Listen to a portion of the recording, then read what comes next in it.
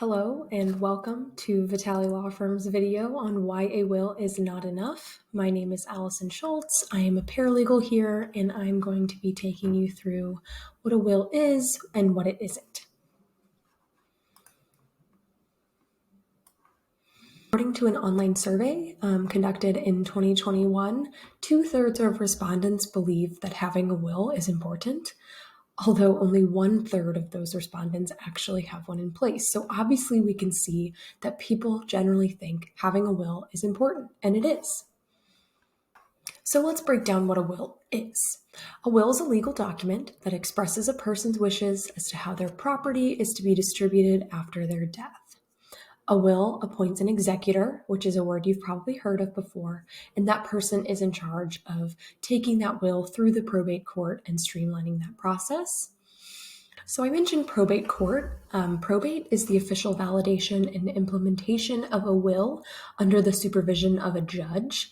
The primary purpose of probate is to ensure that your assets, once you are deceased, are distributed according to the will, and that will must be validated, so a will cannot exist outside of the probate court.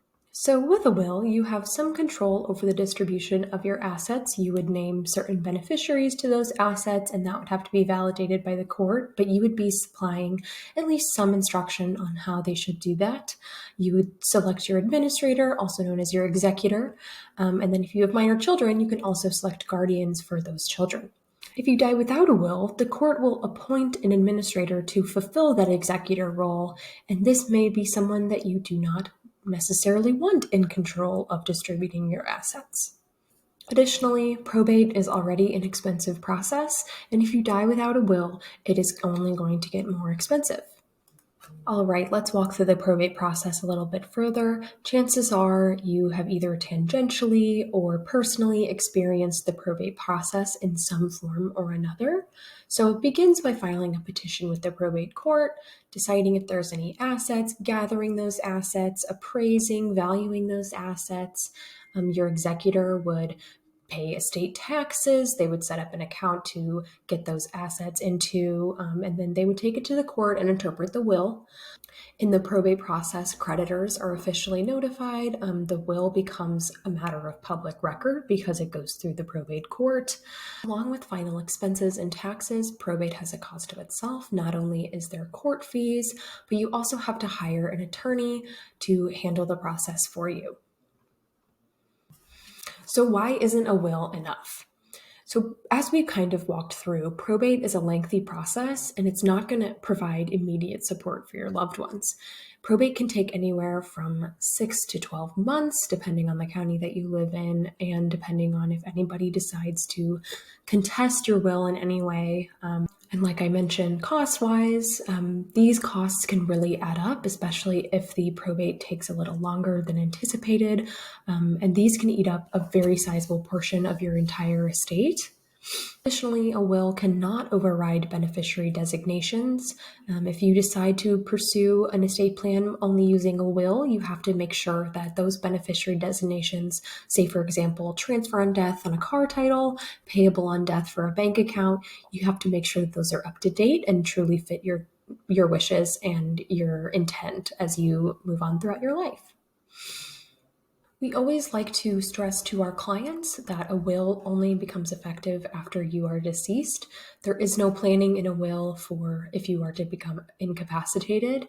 I said in the previous slide, probate is a public process. Your will be filed with the court, and this can expose you to potential creditors and put all of your information out in the open and leave you some significant financial risks.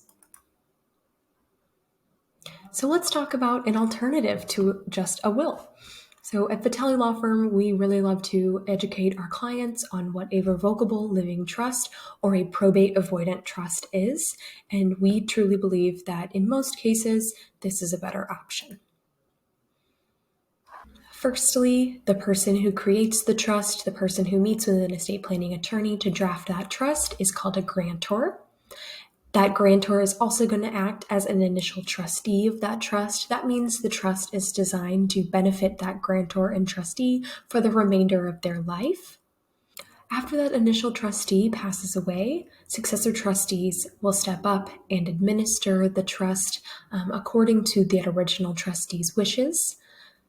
So, a beneficiary is someone that the grantor names specifically to receive the assets and benefits of the trust.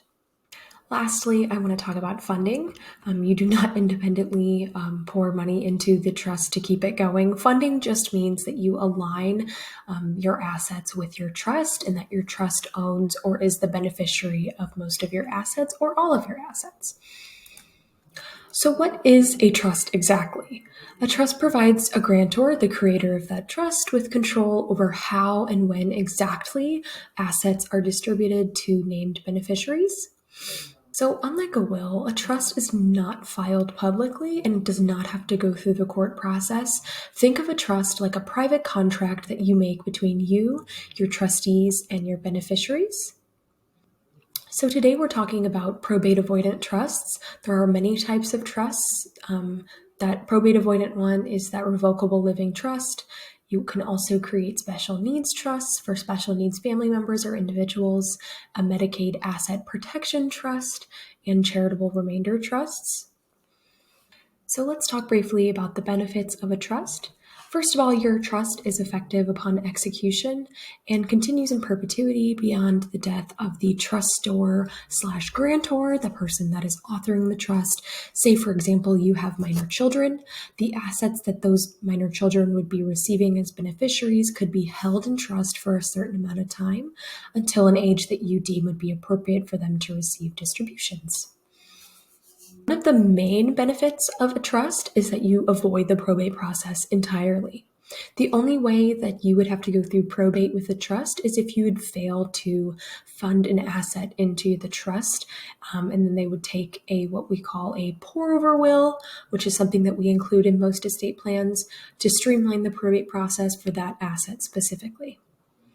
Another great aspect of a trust is that it plans for your incapacity. Your trust is not only useful after your death, but it also is useful if you ever were to become incapacitated, unable to communicate your wishes. Your trust could provide for you in that situation.